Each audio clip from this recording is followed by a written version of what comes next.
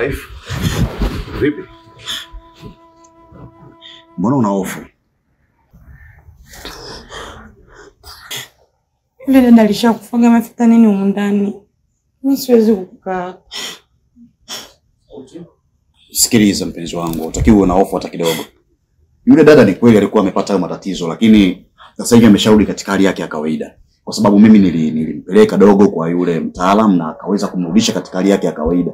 Kwa sasa hivi uko sawa na upaswi kuogopa kitu chochote, kuwa na amani, sawa? Ya Mungu mwanangu, tafuta sehemu nyingine tukaishi. Mimi hapa siwezi kukaa na yule dada, naogopa. Sasa Sonia, ni maana wewe ukiondoka mimi kwa hiyo ndio yule awe mrithi wako, yani yule ndio awe mchumba wangu yule? Tuondoke wote. Hapana, usiwe na hofu. Kama kuogopa itakiwa niogope mimi na dogo. Sikiza sasa nikwambie ukweli Yesu. Nisikilize. Siku ambayo tunakwenda kumrudisha yule binti, mtaalamu alimuita hivi tukawa tunamwangalia macho kwa macho. Waza nikajitambulisha nikamwambia naitwa Mkango Bay. Binti akanambia mimi naitwa Maida. Si anaitwa Maida? Ndio, na alikuwa rafiki yangu yule. Sasa mimi nilipiana naye mpaka 5 hivi, yani tukagonga 5 pap. Kwa hiyo ungekuwa wewe ndio ungeogopa siku hiyo zaidi. Mungu, haki ya Mungu, mimi ndani siwezi kukaa. Tafuta tu sehemu yote tuende. Usiogope, sawa? Sawa. Yani upo na mwanaume ambaye ni komando, mwanajeshi, jitu fulani la kivita.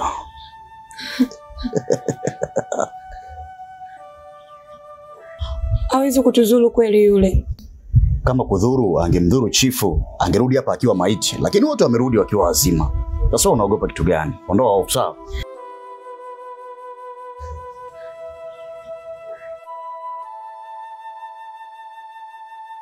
Basi naomba ukae karibu yangu mwanangu. Sio karibu yangu tu, yani mimi nakukumbatia popote, kwa sawa? Sio swala hili tu la msukule, mimi nitakulinda kwa kitu chochote hata kama itokee vita. Sawa? Kwa na amani, sawa? Mbona angalia? Sasa.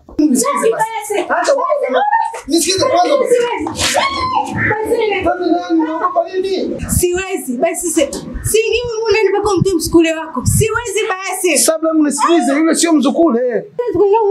Ngoja nikwambie. Kwanza futeni dhana kwamba yule ni mzukule. Yule sio mzukule, ni binadamu wa kawaida isipokuwa alipitia matatizo. Kwa sisi hebu tusimame kiletu kuweza kuona namna gani tutamsaidia.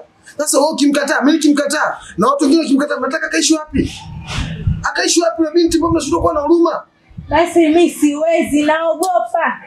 Unaogopa nini sasa? Kama kunio basi angeniwa mimi angenitoa damu kwa angenikula, nisingerudi hapa nyumbani. Iko hivi sasa, yule binti alipata matatizo, hakufa. Na mimi nimesimama kama mwanaume kuweza kuona namna gani namsaidia, tunapaswa wote tuungane tumsaidie. Maskini Mungu wewe ukisema hivyo leo hii nampeleka wapi mtoto wa watu? Akaishi wapi? Mimi nitegemea kwa namna ambavyo binti alijitoa, aliishi kwa upendo na wewe, alikuwa anampenda mpaka Yasiri. Utakuwa wa kwanza kuona huruma na kuona mgeni tunamsaidia, unamkataa unataka nifukuze. Aende wapi? Basi unajisikia unachoongea? Yule ni marehemu alishakufa, unanilazimisha mimi niingie ndani. Yule ni marehemu. Basi sikiliza. Siingie ndani mpaka mtoe msukule wako. Aidha uingie ndani utolee nguo zangu niondoke au utoke na msukule wako uondoke naye. Nimemaliza. Anyway, mimi nimekuelewa sasa. Naenda kumtoa yule binti. Nitapompeleka nitajua mimi mwenyewe. Lakini nawaambieni matatizo hayajambua mtu mmoja. Leo kwa kesho kwenu. Inawezekana wewe, mtoto wako au ndugu yako yote kesho ikakuta tatizo kama lile. Sasa jiulize utajisikiaje jamii itavomtenga? Utajisikiaje yeye inatakiwa muda ambao anapaswa asaidiwe, alafu kuna watu wanamdharau na kumuona kumnyanyapaa kwa sababu tatizo aliyopata. Sio kitu kizuri. Hebu vuta picha namna gani aliishi na Yasiri, alikuwa anamfundisha anamfundisha Qur'ani, anashinda kwa upendo. Leo amekuja hapa kama mwanamke mwenzake ibidi uone huruma, matokeo yako unamkataa. Unaona hili sawa? Sio vizuri unachokifanya hicho. Sawa. Lakini mimi naogopa mwanangu.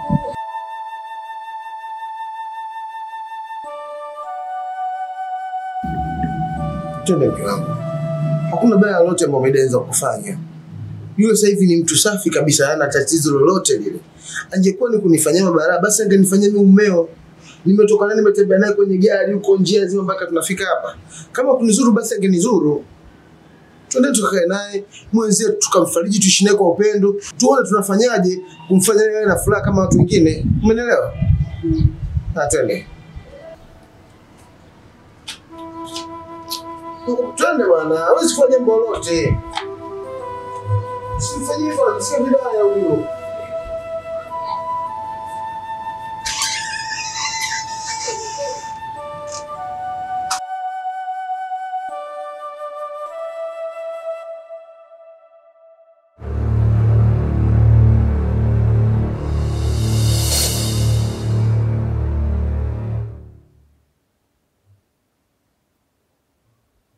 Mkango! Mkango! Ah, Njoo basi tunakusubiria tuanze kikao. alizeni tu, mimi nakuja. Sasa tunamaliza vipi au upo? Njoo bwana brother, kuwa serious basi. Chifu nini bwana? Hiyo vitu vidogo namaliza tu.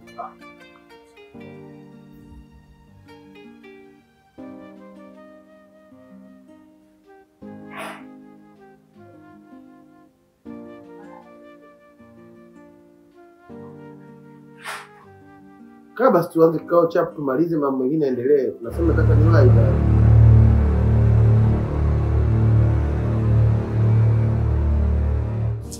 Mimi tumbo linaniuma ndio maana nilikuwa uani kule. Sasa unaniita vitu vingine vidogo namaliza tu vidogo. Hebu sikiza, haya mambo ni muhimu. Kaa kwanza chini tuzungumze. Tumbo likiuma utanyuka utaenda, kama ni wali likizidi utaenda hospitali.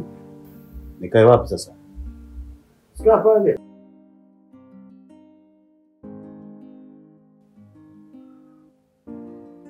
Kaa hapa.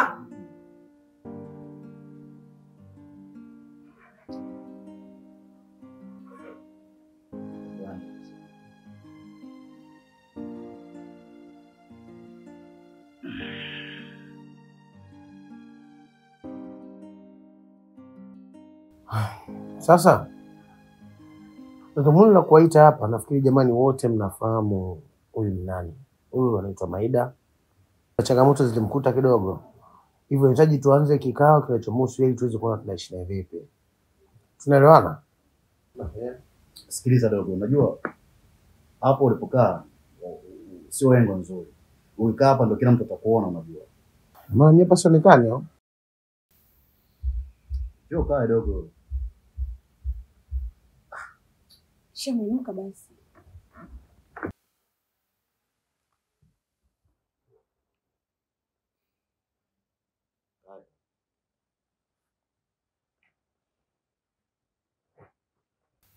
Sasa ndugu zangu, nadhani wote tunamfahamu Maida.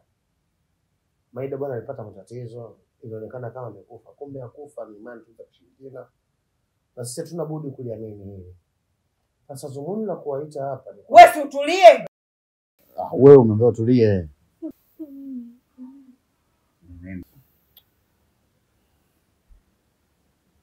wazo langu kwa kipindi hicho ambacho yuko sawa, tumchukue kama mwenzetu, tumpende, tuishi naye vizuri mpaka ataporudi katika hali yake kuwa sawa, alafu baada ya hapo tutaweza kuona tunafanya nini juu yake. Lakini nilikuwa naomba sana sana tumpokee na tuishi naye hapa ndani kwa upendo.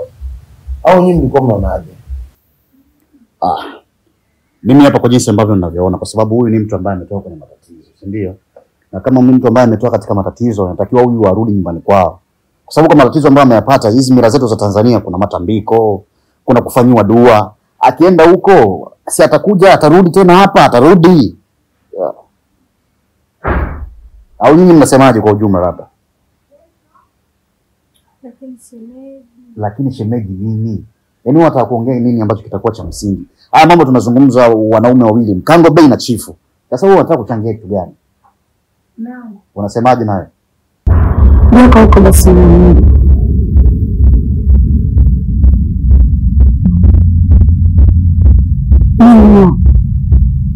Kama ulivyosema niko pande yako. Mbona kwenda nyumbani kwao kwa sababu familia yake kidogo itakuwa na upendo kuliko. Kwa sababu umeweza kuliona hilo. Hilo ni la msingi. Kwa sababu umetoka katika matatizo, ngoja kwanza uende nyumbani ukarudisha afya yako.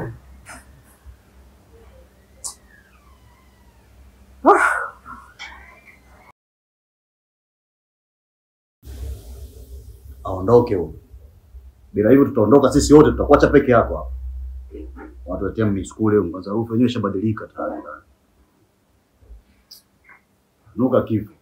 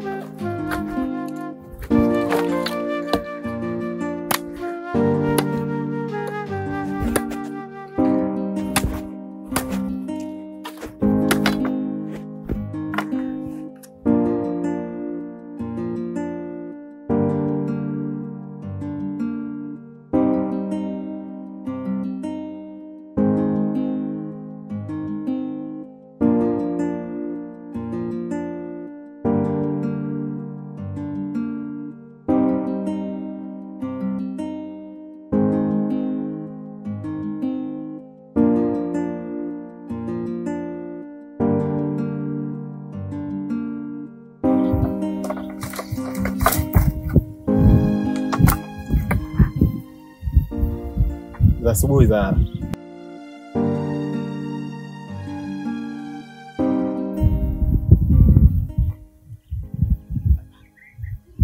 Zahara nakusalimia. Hivyo ni binadamu wa design gani? Ama unathamini pesa kuliko utu? Hivi unajisikiaje unavyoishi ni yatima? Sina kuuliza. Unamaanisha nini Zahara?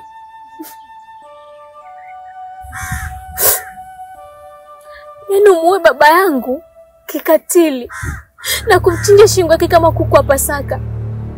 Alafu sasa hivi tuje niambia huelewi nachoongea. Unataka mimi nizungumze vipi ili uweze kunielewa? Sinaongea naye Mwapila. Nizungumze vipi ili uweze kunielewa? Zahara, hebu chunga ulimi wako wa kutamka hicho unachotaka ukitamka.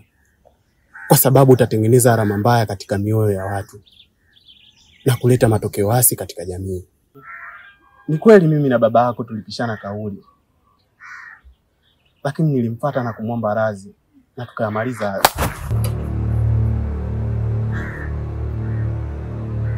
Nyamaza shetani mkubwa wewe. Na kuapia Mwapila, kama jinsi ulivyomwaga damu ya babangu, na wewe utalipia katika hili.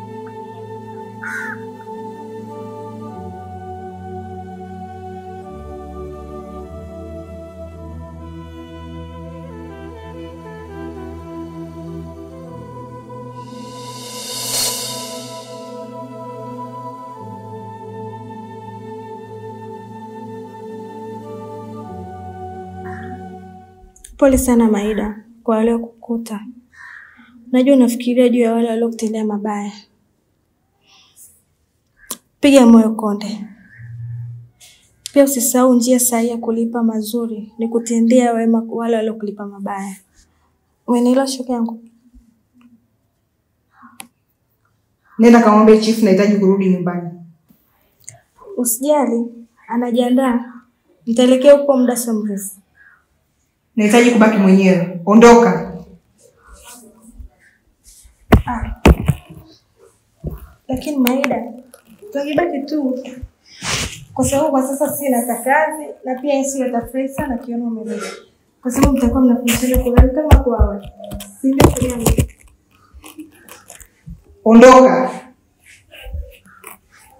Toka! Mganga, ile dawa haijafanya chochote.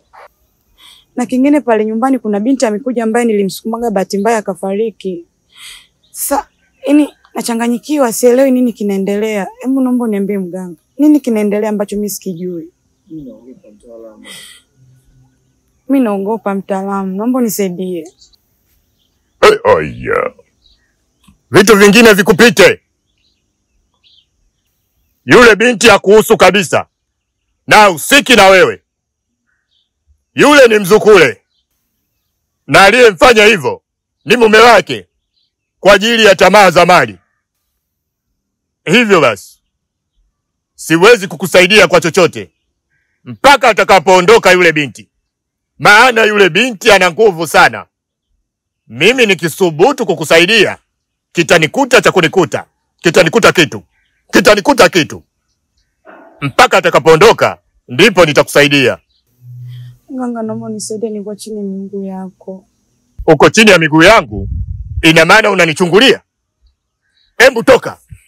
Nenda.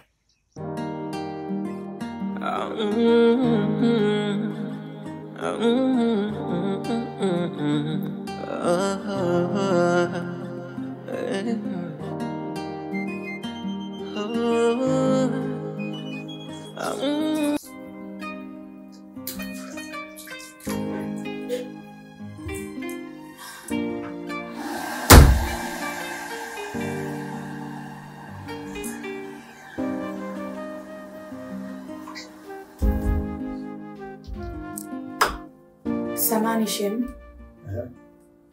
Kama simu yako inasalia naomba nimpigie, kuna mtu wa muhimu nataka kuwasiliana naye nyumbani.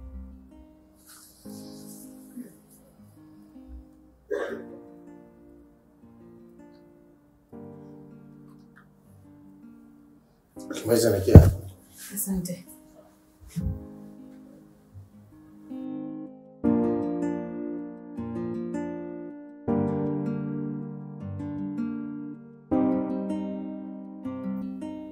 Sada, naomba nisikize kwa makini. Hii namba ambayo nimekupigia nayo hapa, naomba uisave jina mume wangu. Alafu kuna message nikikutumia, naomba hizo message usizifute. Kingine, kuna sehemu nitakuita kwa ajili ya ile jambo letu. Endapo nitakapokuita, naomba uje chapu ili tukamilishe jambo letu, tumalizane nalo, sawa? Usiniangushe shoga yangu, nakuaminia. Naya poa.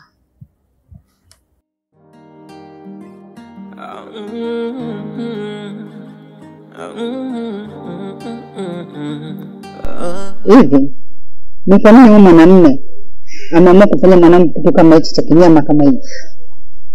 Hivyo Mungu, binadamu tuna tofauti. Cha msingi wewe tumwachie Mungu, tuende ataenda kuhukumu juu ya hicho ambacho amefanywa Maida. Lakini pia nafikiri unafahamu kwamba mwanzoni nilikuja kwa ajili ya kumtolea pesa Maida ili aweze kuwa mke wangu. Kumbuka. Nakumbuka. Kwa sasa hivi siwezi kufanya jambo lolote ile. Nafikiri ngoja nijipe muda, nitaweka mambo sawa mwenzangu, na ikiwezekana naweza nikamwoa Maida akawa kama mke wa pili. Sawa, hamna shida. Maida, basi ndio baki hapa na shangazi. Changamoto yoyote ile tutakuwa tunawasiliana. Umeelewa?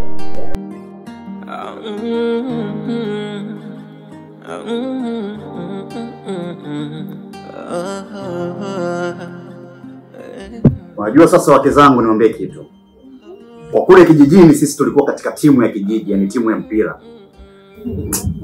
Serious kweli? Na mimi nilikuwa nacheza namba 9 au namba 10. Alafu dogo alikuwa anacheza mido namba 8. Tulikuwa tunashinda magoli, tulikuwa tunawapiga na matumbo yetu hivyo hivyo. Lakini sasa kuna muda tulikuwa tukishindwa mpira wa kawaida tunatumia na uchawi. Hadi uchawi. Msikuto wametuloga swaki. Naona. Na uchawi pia. Ndio. Na nyinyi mkijichanganya mnachezea uchawi. Karibu. Nani tena huyo?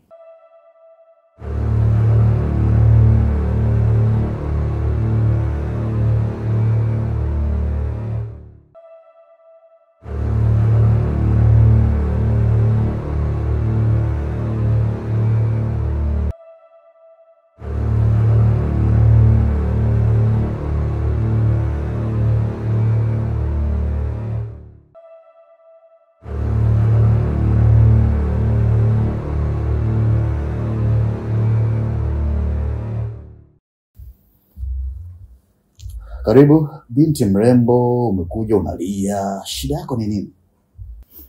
Samani. Eti hapa ndo kwa chifu. Ndio hapa alipohamia chifu na mimi ndo kaka yake. Kwa hiyo hapa ndo kwa chifu.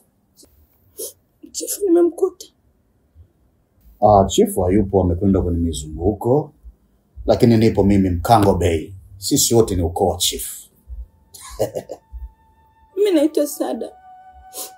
Ni mpenzi wake na chifu.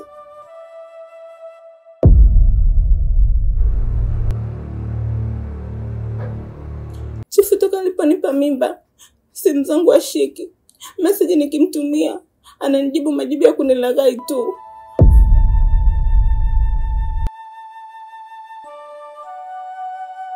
Marao, hiyo mimba usitoe. Nitailea, nitakutunza. Amekuwa akinilaghai tu kila siku. Mungu wangu.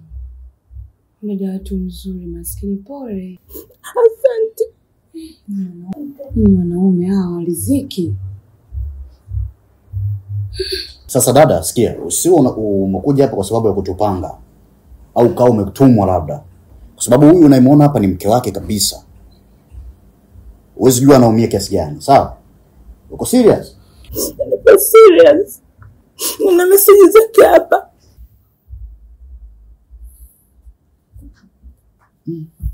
Hebu tuone.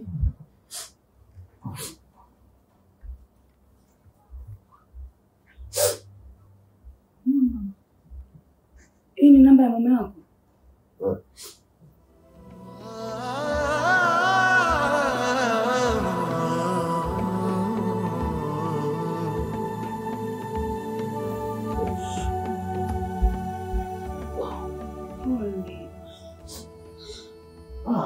Iko ni namba dogo. Sasa dogo naye tabia zake na mama aliacha. Usilie kipenzi. Tabia zake nyingine hizi mpaka huko tena. Hii namba ni ya dogo kabisa. Sasa kwa nini dogo anafanya hivi? Kwa sababu hizi tabia alikuwa nazo kweli kijijini, lakini sasa umekuja mjini, umeshaanza kujipata, unakuwa na pesa, unaanza tena kurudia mambo ya kipumbavu. Shida yako nini? Mwanaume lijali sawa, unaweza ukachiti na wanawake hata 6, 10. Wewe Lakini unasemaje wewe? Sorry. Sisi hapa kwenye familia yetu hatuwezi kuchiti kabisa. Hatuna hizo tabia. Lakini sasa dogo sijui kakuta na pepo gani la nguruwe sijui. Jamani, mimi nilikuwa na wazo. Kama dada anasema kashafukuzwa kwao, basi angekaa angemsubiri chifu akarudi alafu then tukasolve hili tatizo. Uona mamlaka gani mundani ya kuzungumza vitu kama hivyo? Wewe ndio mwanaume? Mimi ndo natakiwa nitoe amri hiyo. Sawa? Niombe tu nitoe. Ombi la nini? Dada, wewe unatakiwa uondoke. Uende nyumbani, mimi nitakupatia namba zangu alafu tutawasiliana. Sawa sawa? Kwa sababu uwezo ukabaki hapo, uwezo jua yule mwanamke mzee anaumia kiasi gani. Unajua mapenzi yanavyouma. Sawa sawa? Kwa hiyo nenda. Na sisi kawaida yetu katika ukoo wetu, ukoo wa kichifu huaga tusaliti damu yetu hata siku moja. Kwa hiyo kama itafahamika kwamba huyu mtoto ni wa kwetu, basi mimi Kangobe kakake na chifu nitadili nayo masuala. Sawa? Sasa wewe unaandika namba yako mwani. Wewe ndio chifu au? Sasa nataka kusolve.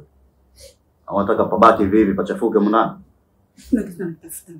Nimejitumia message. Kwa hiyo hiyo ndio namba yangu. Sawa?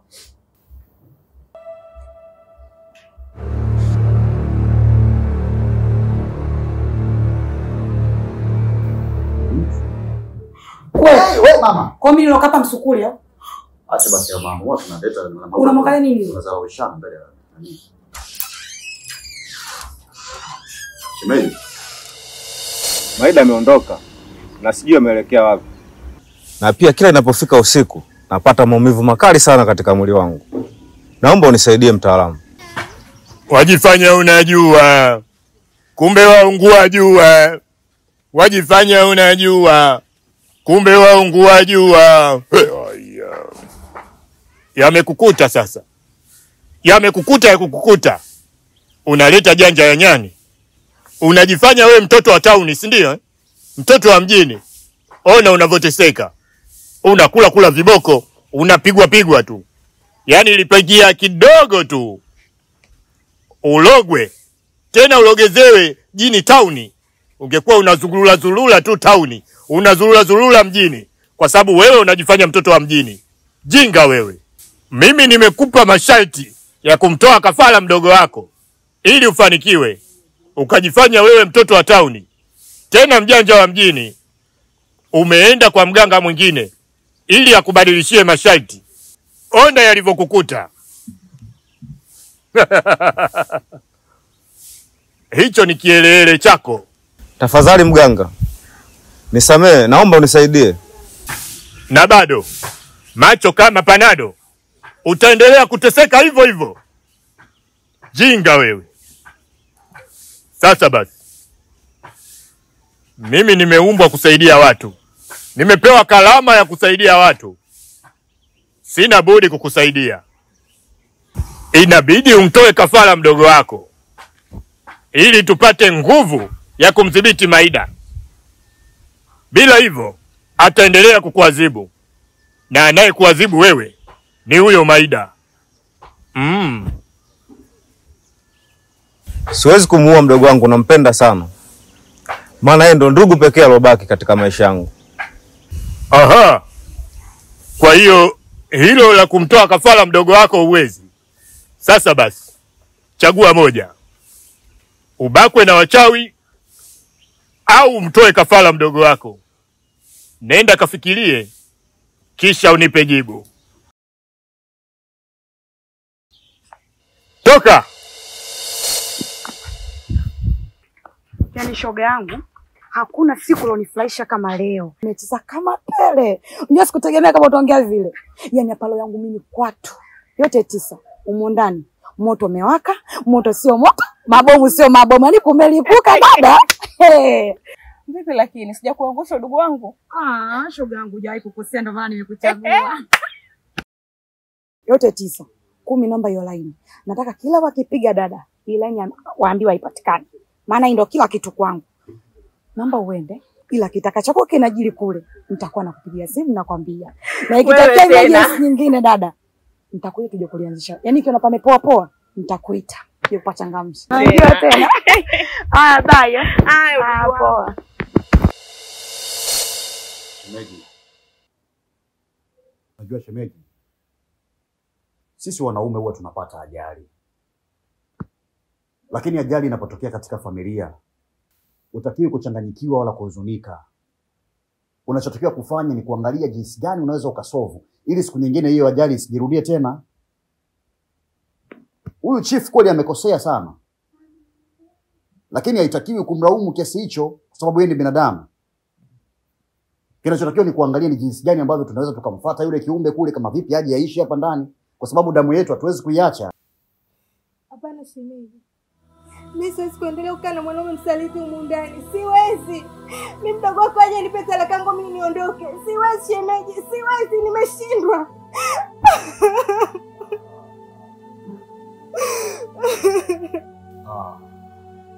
Hapo unakosea shemeji.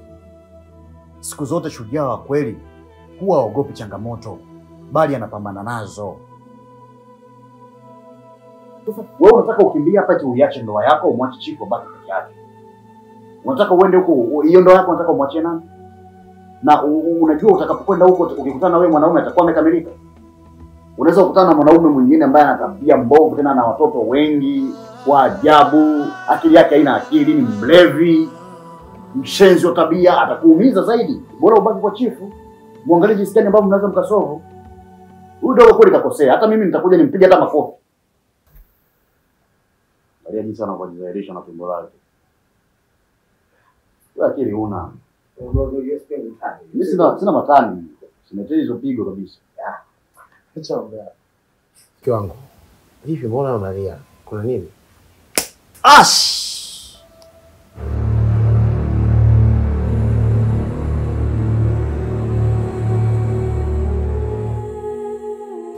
Kwa nini unanipiga hivyo mbele ya braza? Hauoni kama unanidhalilisha? Naomba unisikilize. Nataka unipe talaka yangu. Then uende ukamfuate mwanamke wako uliompa mimba, uje uishi naye humu ndani. Umenielewa?